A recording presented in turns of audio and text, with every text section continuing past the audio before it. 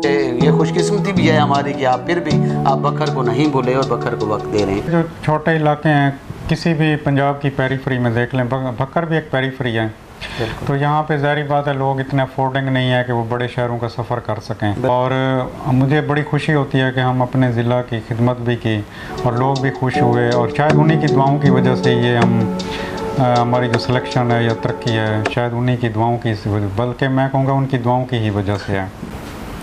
औज़ुबिल्लाहिमिनश्शैतानिर्रजीम बिस्मिल्लाहिर्रहमानिर्रहीम। नाज़रीन, आप देख रहे हैं हमारा यूट्यूब चैनल और फेसबुक पेज 12 न्यूज़ बखर।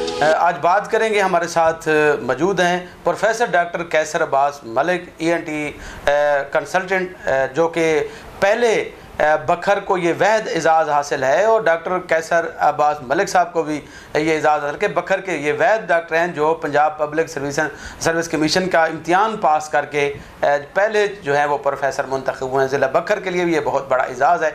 इस वक्त डॉक्टर कैसर अब्बास मलिक साहब लाहौर में जो है वो गंगा राम हॉस्पिटल में अपनी खिदमत सर अंजाम दे रहे हैं, वहीं फ़ातिमा जिन्ना मेड यूनिवर्सिटी में अपनी खिदमत सर अंजाम दे रहे हैं। बहुत शुक्रिया डॉक्टर साहब आपके वक्त का कि आपने हमें वक्त दिया। सबसे पहले तो आपको मुबारक हो कि आप पहले हमारे बखर का फ़ख्र हैं। पहले भी आपकी खिदमत यकीनन नाकाबिल फरमोश थी, जो कि आप पहले ही DHQ बखर में जो आप फ़राइज़ सर अंजाम देते हैं। यकीनन आप अलाइड हॉस्पिटल फैसलाबाद में भी रहे हैं और लाहौर में भी आपने बड़ा अच्छा काम किया है, आपका एक नाम है अल्हम्दुलिल्लाह।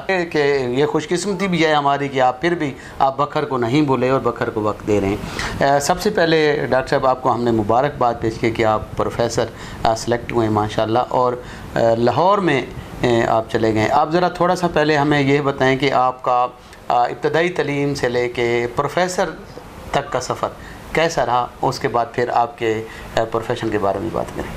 शुक्रिया अस्लम बलोच साहब, बहुत शुक्रिया आपका, और आपने हमें कीमती टाइम दिया और हमें इसके मुतल्लिक़ बताने का मौका दिया। तो ये वाकई बहुत खुशी की बात है अपने दोस्तों के लिए, अपने वालिदैन के लिए, अपने टीचर्स के लिए कि जिनकी मेहनत की वजह से हम इस मकाम पे पहुँचे हैं। तो तालीमी कैरियर के बारे में यह है कि हमारा तालीमी कैरियर बिल्कुल आम सा जैसे स्टूडेंट का होता है वहीं से शुरू हुआ। फिर हमने MBBS अल्लामा इकबाल मेडिकल कॉलेज लाहौर से किया, जिन्ना हॉस्पिटल से। आपको पता है कि वो पंजाब का सबसे अच्छे कॉलेजेस में होता है उसका शुमार। तो इस सारे सफ़र में ज़ाहिर बात है हमारे टीचर्स और हमारे जो वालिदैन हैं, पेरेंट्स हैं, तो उनकी दुआएं और उनकी गाइडेंस और उनकी मेहनत की वजह से हम इस मकाम पे पहुँचे। तो MBBS अल्लामा इकबाल मेडिकल कॉलेज लाहौर से करने के बाद मैंने ENT में स्पेशलाइजेशन की। उसमें मेरे पास मैंने पहले MCPS की member of college of physician and surgeon Pakistan, फिर उसमें मैंने FCPS की fellowship fellow of college of physician and surgeon Pakistan. तो इस सारे सफ़र के दौरान मैंने जिन्ना हॉस्पिटल लाहौर में काम किया और अलाइड हॉस्पिटल फैसलाबाद में काम किया, सिविल हॉस्पिटल फैसलाबाद में काम किया। फिर पोस्ट ग्रेजुएशन जो है हमारी डिग्रीज़ ये कंप्लीट करने के बाद मैंने अपने इलाका बखर DHQ में सर्व किया कुछ अर्सा। तो उसके बाद अल्लाह ताला का लाख लाख शुक्र है, अपने दोस्तों की दुआएं हैं, फिर पब्लिक सर्विस कमीशन के ज़रिए मेरी अपॉइंटमेंट हुई as assistant professor Ganga Ram hospital Lahore. तो ये मेरे लिए एजाज़ की बात है, दोस्तों के लिए भी, क्योंकि बखर में शायद मुझे नहीं याद पड़ता कि कोई इस तरह पेरीफ्री में रह के सिलेक्ट हुआ हो इस बड़े इम्तिहान के मुकाबले में, जहाँ पे आपके पूरे पंजाब के लोग और इस लेवल पे आपके इम्तिहानी जो होते हैं सिलेक्शन होती है। तो उसके बाद मैं गंगा राम हॉस्पिटल में आजकल अपॉइंट हूँ as assistant professor ENT department unit 1 में, और वहाँ पे हमारी जो ज़िम्मेदारियाँ हैं वो MBBS स्टूडेंट्स को पढ़ाना होता है, और जो FCPS कर रहे हैं या MS कर रहे हैं ENT में उनको हमने पढ़ाना होता है, उनकी ट्रेनिंग करनी होती है, उनको सुपरविज़न करनी होती है, उनको प्रोसीजर सिखाने होते हैं। जी डॉक्टर साहब, वहीं लाहौर में दिल लग गया है? हाँ बिल्कुल, लाहौर में आपको पता है हम पहले भी रहे हैं, तो एक पंजाबी कहावत भी है कि जिन्हें लाहौर नहीं देखा वो जमे ही नहीं। तो इसलिए लाहौर में दिल लगाना कोई मुश्किल काम नहीं है। अच्छा डॉक्टर साहब, ये बताइएगा कि आप वहाँ लाहौर प्राइवेट भी किस हॉस्पिटल में? जी प्राइवेट प्रैक्टिस मैंने स्टार्ट किया, फ़ारूक हॉस्पिटल वेस्टवुड ब्रांच है लाहौर की, ठोकर न्याज बेग के पास, वहाँ स्टार्ट किया। और बैरिया टाउन में भी स्टार्ट किया है। तो जो हमारे पेशेंट्स हैं जो मुख्तलिफ़ इलाक़ों से आते हैं, बल्कि पूरे पंजाब से ही आते हैं, तो जो अफोर्डिंग होते हैं तो हम उनको प्राइवेट देख लेते हैं। वैसे हम गंगाराम हॉस्पिटल में उनको अकोमोडेट करते हैं। और आपको ये बताते जाएं कि गंगाराम में जो है हेड एंड नेक सर्जरी हो रही है, जो गर्दन के, गले के, हमारे मुंह के जो कैंसर्स होते हैं वो सारे हो रहे हैं, वहाँ पे ऑपरेट हो रहे हैं और उनकी बहुत अच्छी मैनेजमेंट हो रही है। वहाँ हमारे सीनियर्स हैं प्रोफेसर इरशाद मलिक साहब जी जी, तो वो बहुत अच्छे हेड एंड नेक सर्जन है, वो वहाँ पे करते हैं। तो हम एज ए टीम हम वहाँ पे कर रहे हैं काम। सर्जरी में या इस ऑपरेशन में ज़्यादा दिलचस्पी आपकी किस शोबे में ज़्यादा, इसी अपने शोबे में? जी, मेरी दिलचस्पी है वो ज़्यादा राइनोप्लास्टी की है, जिसमें नोज़ की शेप चेंज करते हैं, उसमें कॉस्मेटिक रीज़न्स भी आती हैं और वैसे भी जिसका नाक बंद रहता है, हड्डी टेढ़ी होती है, जो उसके लिए भी ऑपरेशन होता है जी। तो ये कॉस्मेटिक ऑपरेशन भी है और कन्वेंशनल मेथड से भी हम करते हैं कि उसका नाक खुल जाए, उसको सांस अच्छे तरीके से आए। तो ये मेरा वैसे शौक़ है। बाकी हम हेड एंड नेक और ये सर्जरीज भी करते हैं, थायराइड की करते हैं। फिर आपको पता है कि अब जो लेटेस्ट दौर आ रहा है वो कम से कम ट्रामा हो और अच्छे तरीके से प्रोसीजर हो, मिनिमल इन्वेजिव सर्जरी कहते हैं। तो एंडोस्कोपिक नेज़ल सर्जरी है, ईयर सर्जरी है, तो वो भी हम कर रहे हैं। उसमें आपको कट नहीं लगाना होता, ज़ख़म नहीं बनता। अच्छा। जो नेचुरल सुराख होते हैं जैसे नाक के, कान के, उसके अंदर से ही कैमरा के ज़रिए उसको हम ऑपरेशन करते हैं। ये जो वहीं सहूलत है इतनी बखर में ऐसी? हाँ, अल्लाह का शुक्र है। बिल्कुल, बखर में जो हमारे बखर, आपको पता है हमारे बखर की वजह से ही हमारी ये पहचान है और हमने यहीं पे लोगों को सर्व भी किया है और हम इधर ही सारी एजुकेशन भी हुई। तो इसका जो है बखर के लोगों के लिए मैंने टाइम दिया हुआ है। हम यहाँ पे आते हैं संडे को, तो हम यहाँ पेशेंट्स का ऑपरेशंस भी करते हैं उनका, और अल्लाह का शुक्र है कि उनको जो सहूलियात हम इधर दे सकते हैं मैक्सिमम वो हम दे रहे हैं। डॉक्टर साहब अच्छा कर रहे हैं, क्योंकि बखर के लोगों की दुआएं, आपके वालिदैन की, आपके इलाके के लोगों की दुआएं यकीनन आपको इस लहज पे ले गई हैं कि अल्लाह ताला ने आपको कामयाब किया। तो बखर में ज़हरी बात है प्रोफेसर की और ऐसे अच्छे महनाज जैसे ENT जैसे आप प्रोफेसर हैं, इनकी कमी है और इलाज की सहूलियात भी दरमियानी है यहाँ। तो यहाँ बाहर से जो प्रोफेसर साहबान हैं वो यहाँ पे आते हैं, तो बंदा इंतज़ार करता है पूरा हफ्ता कि वो आएंगे तो हम ये इस मर्ज़ का जो है हम इलाज करवाएंगे या चेक। जी बिल्कुल, ये जो छोटे इलाके हैं किसी भी पंजाब की पेरीफ्री में देख लें, बक्कर भी एक पेरीफ्री है, तो यहाँ पे ज़ाहिर बात है लोग इतने अफोर्डिंग नहीं है कि वो बड़े शहरों का सफ़र कर सकें। बिल्कुल, काफ़ी एक्सपेंसिव हो जाता है। तो इसलिए हमारी कोशिश यही है कि यहाँ पे हम करें उनको मैनेज, और जो कॉम्प्लिकेटेड केस हैं जो यहाँ पे नहीं हो सकते तो उनको फिर हम उधर फैसिलिटेट करते हैं वहाँ पे। तो डॉक्टर साहब यकीनन लाहौर में बहुत बड़ा एक पंजाब का बड़ा शहर है, तो वहाँ ज़ाहिर पेशेंट और मामलात तो कुछ और ही होंगे, काफ़ी रश भी होता होगा उन चीज़ों में, हॉस्पिटल में भी यही पोजीशन होगी। DHQ बखर में और बखर कैसा था और लाहौर को कैसे फील करें? बखर बहुत अच्छा एक्सपीरियंस रहा है। इसमें यह है कि हमारे सारे लोग जानने वाले हैं, बड़ा करीबी ताल्लुक़ है बहुत ज़्यादा। तो उन लोगों को पर्सनली जितना करीब से हमने सर्व किया, उनको फैसिलिटेट किया जितना हम कर सकते थे, तो लोगों के साथ हमारा ताल्लुक़ बहुत मजबूत हुआ है इस दौरान में। और मुझे बड़ी खुशी होती है कि हम अपने ज़िला की खिदमत भी की और लोग भी खुश हुए, और शायद उन्हीं की दुआओं की वजह से ये हम हमारी जो सिलेक्शन है या तरक्की है शायद उन्हीं की दुआओं की वजह, बल्कि मैं कहूँगा उनकी दुआओं की ही वजह से है। डॉक्टर साहब आपकी प्रैक्टिस भी माशाल्लाह काफ़ी लाहौर में अब चल गई और अच्छा आपको जगह मिल गई, फिर आप सरकारी हॉस्पिटल में भी वहाँ भी, और फिर यूनिवर्सिटी में आप पढ़ा भी रहे हैं। तो ये बखर को आप भूल तो नहीं जाएंगे क्या? बखर के नहीं, हमारे आपस वैसे अपने ज़ाती तौर में आपको बताऊं कि जितना मैं कंफर्टेबल बखर में होता हूं अपने लोगों के बीच में, तो वो भी हमारे अपने हैं डेफिनेटली। हाँ जी, पूरा। लेकिन ये है कि यहाँ पे हमारा बाई बर्थ हम इधर के हैं, तो इनके साथ मिजाज ज़्यादा मिलता है। तो यहाँ पे इतने हमारे करीबी दोस्त हैं, तो जिनके चंद एक के नाम भी अगर आप कहें तो मैं उनके नाम लेना चाहूँगा, जैसे सजाद असगर ख़ान है, डॉक्टर सगीर असगर ख़ान है, डॉक्टर तल्ला ख़ान न्याजी हैं, और डॉक्टर मोहम्मद ख़ान हैं, और भी बहुत सारे दोस्त हैं। और सबसे बड़ी बात यह है कि यहाँ के लोग जो हैं, हम आबाई इधर के ही हैं, हमारे बाप दादा इधर के हैं, तो लोग हमारे ताल्लुक इतना करीबी है कि वो हमारे भाइयों की तरह हैं सारे लोग। तो और हमारे सबसे बड़ी बात आपको बताऊं कि हमारे बकर के लोग बहुत इनोसेंट हैं और बड़े बिनाइन लोग हैं, किसी को नुकसान नहीं पहुंचाते। और लोगों के साथ इनका बिहेवियर, जो भी हमारे बाहर के दोस्त आते हैं यहाँ पॉइंट होते हैं, ब्यूरोक्रेट्स हैं या जो भी, वो बड़े खुश हो के जाते हैं। तो यहाँ के लोग बाकी शहरों की निस्बत यहाँ क्राइम रेट बहुत कम है, 0% है तकरीबन। तो यहाँ पे लोग बहुत ज़्यादा अच्छे हैं। डॉक्टर साहब, मरीज़ों के लवाहकीन और मरीज़ काफ़ी बाज़ जैसे DHQ में आप रहे हैं, बड़े हॉस्पिटल में, उनका रवैया बाज़ सख्त भी हो जाता है, परेशान होते हैं मरीज़। तो डॉक्टर जो होते हैं उनके दरमियान और मरीज़ों के दरमियान जो फासले भी बाज़ हो जाते हैं, मामला हो जाते हैं, उसको किस नज़र से देखते हैं? हाँ, वो ज़ाहिर बात है, जब एक रश पड़ता है, मरीज़ ज़्यादा होते हैं, तो एक नेचुरल चीज़ है कि फ्रस्ट्रेशन डेवलप होती है। तो इसलिए ये ज़रा चीज़ें मैनेज अगर अच्छे तरीके से हो जाए तो फिर ये चीज़ें ना ज़्यादा हों। लेकिन वैसे मेरा जो तजुर्बा है कि यहाँ पे मरीज़ इतने अच्छे हैं कि प्राइवेट में भी अगर उसको 1 घंटा भी इंतज़ार करना पड़े, वो बैठे रहते हैं, कभी शिकायत नहीं करते कि डॉक्टर साहब हम 1 घंटा भी वेट किया है। हालांकि आपको पता है जितना फास्ट लाइफ है, फास्ट दौर है, तो लोग 5 मिनट भी इंतज़ार नहीं करते।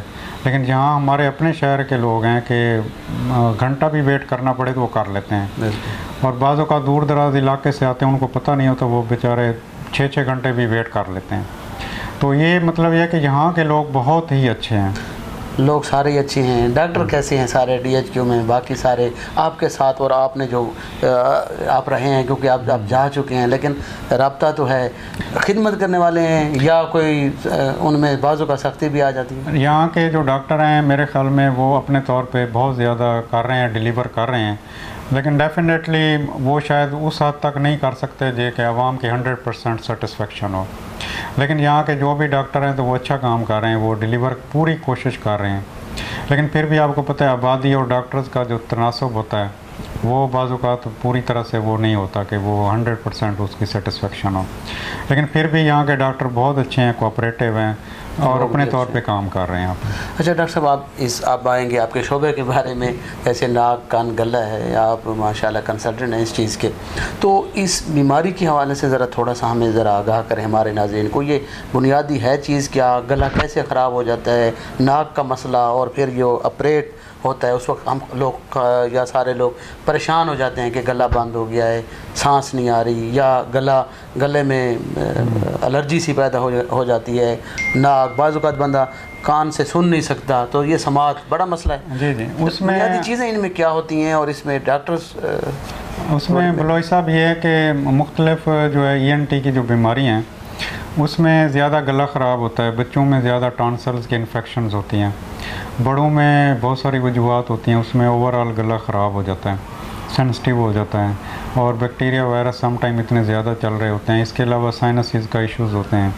तो उस वजह से ओवरऑल गला ख़राब रहता है। लेकिन उसकी किसी अच्छे ENT स्पेशलिस्ट से करवाना चाहिए, क्योंकि गला ख़राब होने का मकसद ये हो सकता है कि वो आपके जो नाक से रेशा गिरता है उस वजह से भी ख़राब हो सकता है, साइनसिस होती हैं यहाँ पे, उसकी इन्फेक्शन से हो सकता है। और आजकल जो बरसात का मौसम चल रहा है उसमें लोगों के कान बंद होते हैं, कानों में दर्द होता है, तो उसमें पानी चला जाता है, नमी होती है, फंगल इन्फेक्शन होती है, उससे कान दर्द करते हैं, बंद हो जाते हैं, जो बरसात के मौसम में होता है, फंगल इन्फेक्शन ज़्यादा हो जाती है। इसी तरह नाक जो अगर बंद हो जाता है तो ज़्यादातर वजह ये होती है कि नाक की हड्डी टेढ़ी होती है, और किसी को छींकें आती हैं तो एलर्जी का एलिमेंट भी साथ होता है। तो उसका जो है आजकल लेटेस्ट जो तरीका है वो कैमरे के ज़रिए एंडोस्कोपिक साइनस सर्जरी है, ठीक है, और गले की भी लेरिंगोस्कोपी है, गले की तशखीस के लिए, जो अल्लाह का शुक्र है कि हमारे पास इस भक्कर में भी हमारे पास ये सारी चीज़ें अवेलेबल हैं। और आप देख भी सकते हैं यहाँ पे हमारी एंडोस्कोप भी पड़ी है, सारा कुछ। तो इसलिए ये जो नाक कान गले की डिजीज़ेज़ हैं या गर्दन की हैं, जैसे गिलड़ की बीमारी है, ये सारी चीज़ें तो ये हमारी डोमेन में आती हैं, गले के कैंसर्स हैं। और तो इनका तशखीस अगर बर वक्त हो जाए, असल जो इलाज है उसके अहम जो चीज़ होती है वो होती है तशखीस। अगर आप तशखीस अच्छे डॉक्टर से तशखीस हो जाए तो उसका इलाज मुश्किल नहीं है। तो इसलिए जब भी आपको मुसलसल या बार बार मसला हो रहा है तो अच्छे ENT डॉक्टर के पास जाएं, उनसे अपनी तशख़ीस करवाएं, फिर इलाज इसका बहुत आसान है। आपकी फेसबुक पेज पे भी काफ़ी हम देखते रहते हैं आपके ऑपरेशन, और आप काफ़ी आगाही भी देते रहते हैं। तो बड़ा मुश्किल ऑपरेशन, इस दौरान आपने तो बड़े ऑपरेशन किए हैं, बहुत सारे, सैकड़ों की तादाद बल्कि हज़ारों की होगी, लेकिन उसमें बड़ा मुश्किल ऑपरेशन कोई ऐसा जो सामने आया हो, या आसान तो सारा चलता रहता है? हाँ जी, इसमें जो ज़ाहिर बात है, जो इमरजेंसी हमारे ऑपरेशंस होते हैं वो सबसे मुश्किल होते हैं, क्योंकि उसकी मरीज़ में जान अटकी होती है और चंद मिनट्स होते हैं जिसमें मरीज़ की जान भी जा सकती है। तो उसमें जो सांस की नाली डालना होता है, जिसमें मरीज़ का सांस बंद हो जाता है अचानक से, वो उसकी बहुत सारी वजूहात हैं। तो वो जो सांस की नाली डालते हैं वो सबसे ज़्यादा मुश्किल भी होता है, स्ट्रेस वाला काम भी होता है, क्योंकि मरीज़ की जान जा रही होती है और आपके पास बहुत थोड़ा सा टाइम होता है। और यहाँ पे जिन दिनों में यहाँ पे अपॉइंट था, तो उन दिनों में आप लोगों को पता है बहुत ज़्यादा केसेस आए जो काला पत्थर पी के आते थे। अल्लाह ताला ने भी ये कुरान मजीद में इरशाद फरमाया, जिस शख्स ने एक शख्स की जान बचाई उसने पूरी इंसानियत की जान बचाई। इसके लिए वैसे आपने बड़ी एफर्ट्स भी की थी कि एक आगाही दी जाए, लोगों को शऊर दिया जाए, ताकि वो इस किस्म के केस जो है वो जो DHQ में या बाकी हॉस्पिटल में जा रहे हैं, लोग मर रहे हैं, तो उस पर पाबंदी आयद की जाए। काली मेहंदी पता नहीं उस पर वो जो सर पे बालों पे लगाते हैं वो खा लेते हैं, तो उससे गला जो है बंद हो जाता है, सांस का मसला होता है। तो उसमें फिर इमरजेंसी ट्रेकियास्टमी डालनी पड़ती है, ट्यूब सांस की। तो वो इतना एक स्ट्रेसफुल काम होता है कि एक यंग पेशेंट है और मरने के करीब है, अल्लाह ताला उसको ज़िंदगी दे। तो हम जो है उसमें सांस की नाली डालते हुए यहाँ पे सैकड़ों मरीज़ों की मैंने डाली थी, और मेरे ख्याल में बकर में पहली दफ़ा मैंने ही वो स्टार्ट की थी। उससे पहले सारे लोग जो है मुल्तान ये इधर उधर रेफ़र हो जाते थे रास्ते में अक्सर। हाँ जी, तो वो अल्लाह ताला का लाख लाख शुक्र है कि हमने स्टार्ट किया। फिर बहुत सारे जनरल सर्जन बाकी लोग भी आगे आए, और उसमें बहुत सारे सैकड़ों लोगों की जानें बची, यंग लोगों की। और ये मैं समझता हूँ कि हम कुछ भी नहीं हैं, सिर्फ उन लोग मरीज़ों की दुआएं हैं, हमारे वालिदैन की दुआएं हैं, और हमारे टीचर्स हैं जिनके मैं चंद के नाम भी लेना चाहूँगा।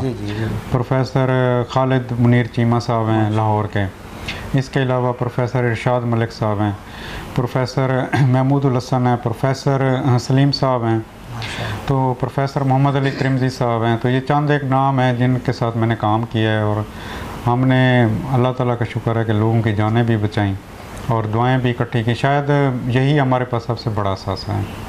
कॉलेज के दौरान, यूनिवर्सिटी के दौरान भी कुछ यादें होंगी आपके पास, ज़ाहिर बात है शुरू से आपके जहन में था कि मैं मेहनत करूंगा और मैं इंशाल्लाह ये मैं मकाम हासिल करूंगा। एक जहन में तो होता है ना, जब बच्चे से हम इंटरव्यू करें ना तो क्या बनना चाहते हैं, तो वो अक्सर कहते हैं कि हम डॉक्टर बनना चाहते हैं, कोई कहता है मैं फ़ौजी बनना चाहता हूँ, कोई इंजीनियर, तो ज़्यादातर डॉक्टर जो कहते हैं। तो आपने भी जब यूनिवर्सिटी में MBBS कर रहे थे, ख्याल होगा कि मैं स्पेशलाइजेशन करूँगा? जब मैं मैट्रिक में था तो तब मेरे वाले साहब, मेरे अच्छे नंबर आए थे, सरगोदा बोर्ड में मैंने पोजीशन ली, तो डॉक्टर साहब के दोस्त थे साफ़ी, तो उन्होंने खबर लगवाई कि मेरा बेटा बड़ा होकर डॉक्टर बनना चाहता है। उन्होंने मुझसे पूछा नहीं कि आप क्या, वाले साहब ने लगवा दी। हाँ, तो मतलब मेरे माइंड में शुरू से ही मेरे माइंड में आया कि मैंने डॉक्टर बनना है। फिर मेरा इंटरेस्ट भी बहुत ज़्यादा हो गया, और जो मेडिकल वाले सब्जेक्ट्स हैं वो मुझे बहुत अच्छे लगते थे, तो इसलिए अल्लाह ताला ने इस मकाम पे पहुँचाया। MBBS बहुत अच्छा हुआ, और इतने अच्छे अच्छे दोस्त मिले, और वहाँ मैं बहुत ज़्यादा सोशल था। हमारे जो सीनियर थे, 5 साल सीनियर और जूनियर, उन सब के साथ ताल्लुकात है, और उनका अभी तक हमें बहुत फ़ायदा होता है कि हम किसी भी हॉस्पिटल चले जाएं, कहीं भी चले जाएं, तो हमारे वो जानने वाले मिलते हैं। तो उसका फिर मैंने जब हाउस जॉब की जिना हॉस्पिटल लाहौर में, तो उस टाइम मैंने फिर करीब से देखने का मौका मिला, तो फिर मुझे लगा कि मेरे लिए सर्जरी अच्छी है, और सर्जरी में भी ENT अच्छी है। गुड। तो इसलिए फिर मेरा पहले दिन से ही हाउस जॉब के बाद मेरा माइंड बना कि मैंने सर्जरी में जाना है और ENT में जाना है। तो ENT के तकरीबन 200 प्रोसीजर हैं, 200, जो कि ENT वाले करते हैं। मतलब कुछ सारे लोग तो नहीं करते, कुछ किसी में एक्सपर्ट है, कोई किसी में एक्सपर्ट है। तो ओवरऑल इसमें प्लास्टिक सर्जरी भी है, और ऐसी ऑपरेशंस भी हैं जिसमें मरीज़ की लाइफ सेविंग सर्जरी भी है कि उनकी ज़िंदगी भी बचाते हैं, कॉस्मेटिक सर्जरी भी है।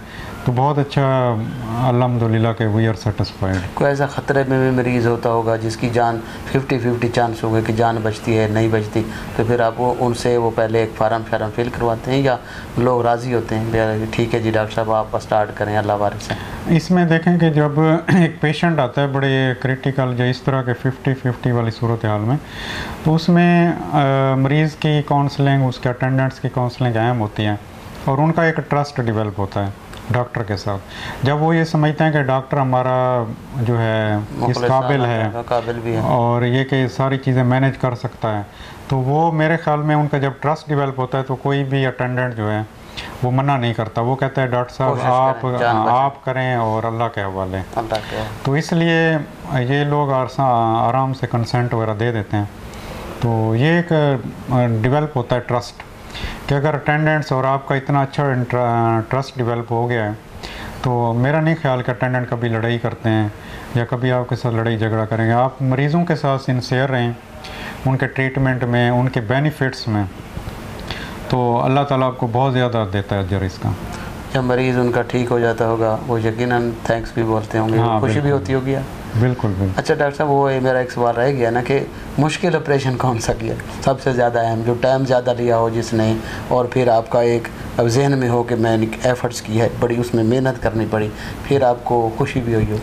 सबसे मुझे जो याद है मेरे कैरियर में, जब मैं ट्रेनिंग कर रहा था तो एक पेशेंट आया, उसका एक्सीडेंट हुआ, मोटरसाइकिल पे जा रहा था तो उसके किसी गाड़ी के साथ ना वो लगा, तो उसका सारा जो चेहरा था ना, वो सारा चेहरा के जिल्द और ये मसल जो है ना सारे वो अलहदा हो गए, सिर्फ हड्डियाँ थीं और आँखों के ऊपर कुछ भी नहीं था, सिर्फ आँखों के ढीले नज़र आ रहे थे और हड्डियाँ नज़र आ रही थी चेहरे की। वो साइड से लगा तो वो सारा ये जो मांस है ना सारा ये उतर गया।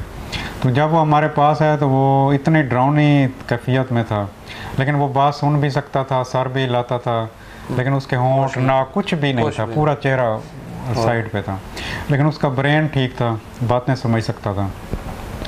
तो उसको फिर मैंने तकरीबन 12 घंटे लगाए और उसकी मैंने आँखें और सारी चीज़ें जो है ना वो ठीक तरह से उसका चेहरा बनाया। और बाद में वो 3-4 महीने बाद जब आया वो मिठाई का डब्बा लेके, तो मुझे पहचाना ही नहीं जा रहा था। तो उसकी तस्वीरें भी मैंने अपने मोबाइल में थी।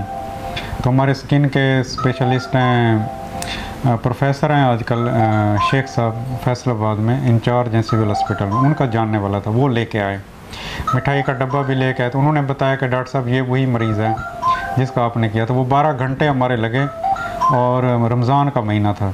उसकी फैमिली और उनके लोग तो अलहदा खुश होंगे जब वो ठीक हो गया होगा। तो जब वो मिठाई लेके आया होगा और आपने 12 घंटे एक तवील ऑपरेशन किया, तो उस वक्त आपकी फीलिंग क्या थी? मैं इंतहाई मतलब बयान नहीं कर सकता था। मैंने कहा अल्लाह का लाख शुक्र है कि उन्होंने इस काबिल बनाया कि हमने इसके दोबारा से इसकी शक्ल को वापस लेके आए, क्योंकि वैसे जो मसल होते हैं ये डैमेज हो जाते हैं, ख़त्म हो जाते हैं अगर प्रॉपर एंड टाइम अगर इसको ना करें तो।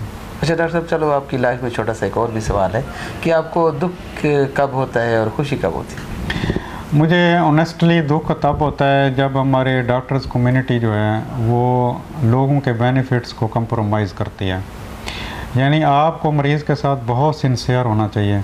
गुड, ठीक है, उसको अगर आपने जितनी दवाई की ज़रूरत है उतनी लिखें, जिस तरह ऑपरेशन की ज़रूरत है उतना करें, उसके जो बेनिफिट्स हैं उसको सबसे पहले रखें। हमारी कम्युनिटी में आपको पता है हर कम्युनिटी में हर तरह के सम टाइम लोग होते हैं। मैक्सिमम लोग अच्छे हैं, लेकिन कुछ लोग ऐसे भी हैं जो उनको अनड्यू कर देते हैं, मेडिसिन अनड्यू कर देते हैं या उसके प्रोसीजर्स में अनड्यू, ऑनेस्ट नहीं रहते उनके साथ। तो ऐसे लोगों को मुझे जब आते हैं हमारे पास तो फिर वो हमें कहीं पे भी जाते होंगे बिल्कुल, तो वो फिर थोड़ा दुख होता है कि लोग ऐसे मरीज़ के साथ सिंसियर रहें। और लेकिन हम उन मरीज़ को कुछ भी नहीं कहते, ना उनके बारे में कोई कमेंट करते हैं, क्योंकि ये उनका आपस का मामला है। अगर हमारा उनके साथ कोई लिंक है तो डॉक्टर्स को हम पर्सनली ना गपशप के अंदाज में हम बताते हैं कि सर ये जो है ना चीज़ें हैं। तो खुशी इस बात की होती है कि जब मरीज़ शफायाब होता है तो बहुत, जैसे 12 घंटे वाला सेहतयाब हो गया। तो डॉक्टर साहब, अब लाहौर में आप, ज़ाहिर बात है अब लाहौर में हैं और हफ्ता इतवार आप 2 दिन बकर को टाइम देंगे? बस हम कोशिश करते हैं कि जितना टाइम निकल सके, क्योंकि वहाँ भी काफ़ी जिम्मेदारियाँ हैं, तो अपना इलाका भी है, तो जैसे टाइम निकलता है तो फिर हम आ जाते हैं। डॉक्टर साहब, यकीनन आपके काफ़ी हैं लोग देखने वाले, चाहने वाले, और बड़ी शिद्दत से यकीनन उनको भी इंतज़ार था कि डॉक्टर साहब कोई बातें हम हमारे सामने कोई रखें। तो लाइफ, डॉक्टर्स की लाइफ कितनी मुश्किल है? डॉक्टरी जो है एक बहुत मुश्किल शोबा है। उसमें जब बच्चा छोटा होता है, मैट्रिक FSC होता है या OA लेवल्स में होता है, तब से लेके उसको स्पेशलिस्ट और इस तरह की पोस्ट में आते हुए 25-30 साल लग जाते हैं।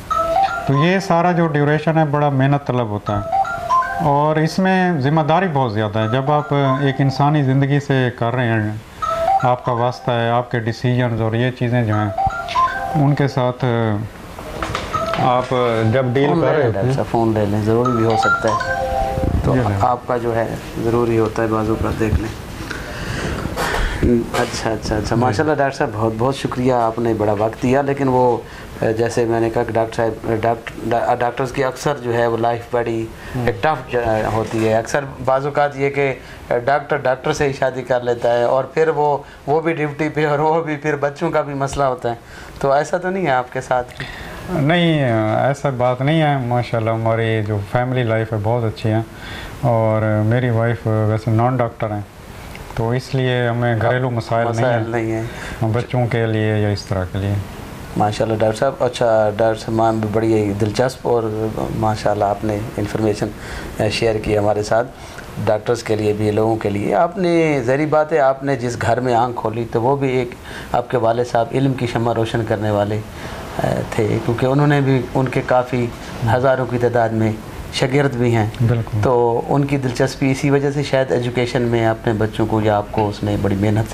तो मलिक राब नवाज़ साहब के बारे, अपने वाले साहब के बारे में क्या कहेंगे कि उनकी कितनी इसमें मेहनत शामिल है कि आप उस मकाम तक पहुंचा? जी, मेरे वाले साहब जो हैं वो भी एजुकेशनिस्ट हैं, लोगों के बच्चों को पढ़ाते रहे हैं मुख्तलिफ स्कूलों में और बड़ी अच्छी पोस्ट पे भी रहे हैं।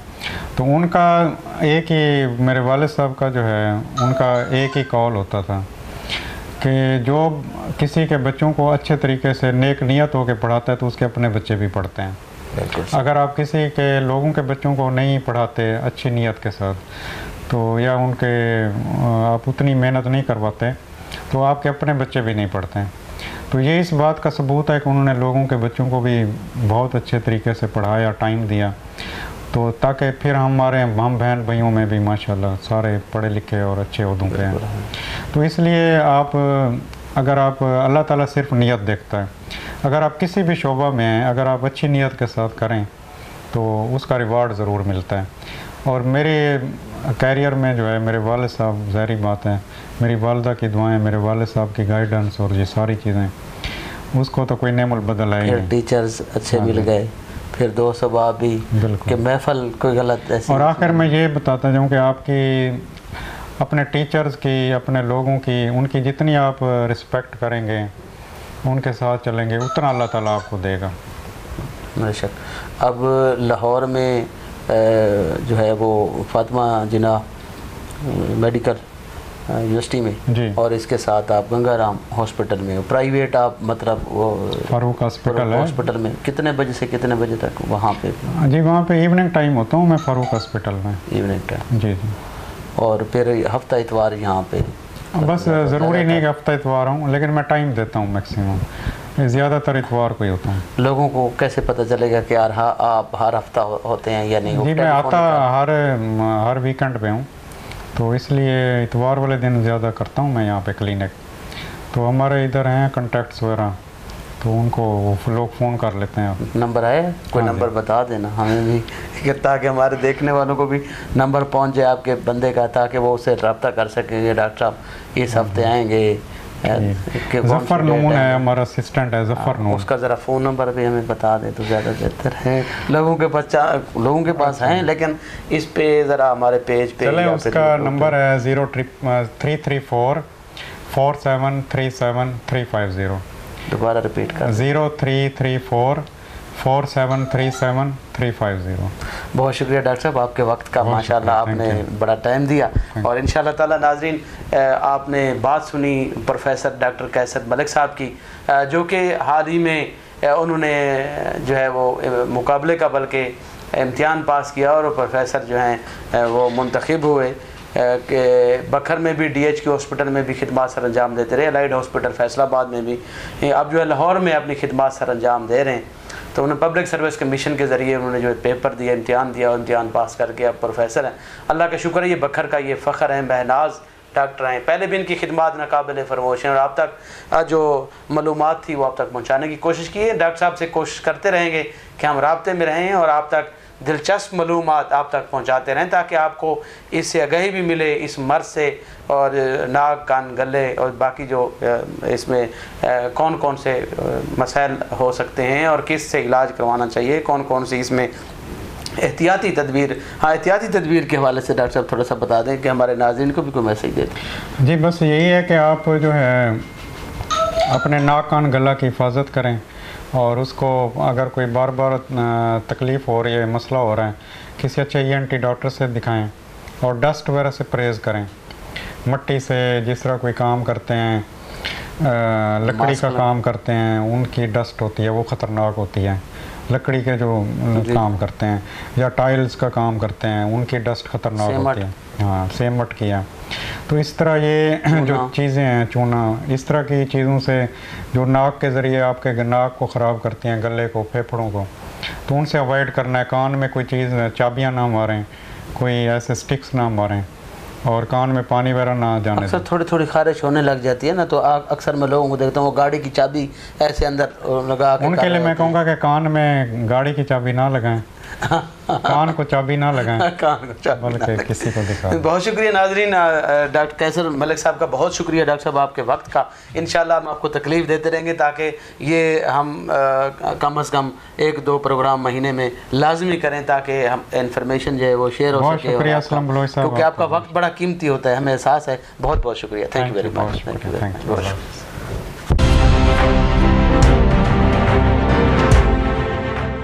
ट्वेल्व न्यूज़, खबर से तहकीक तक।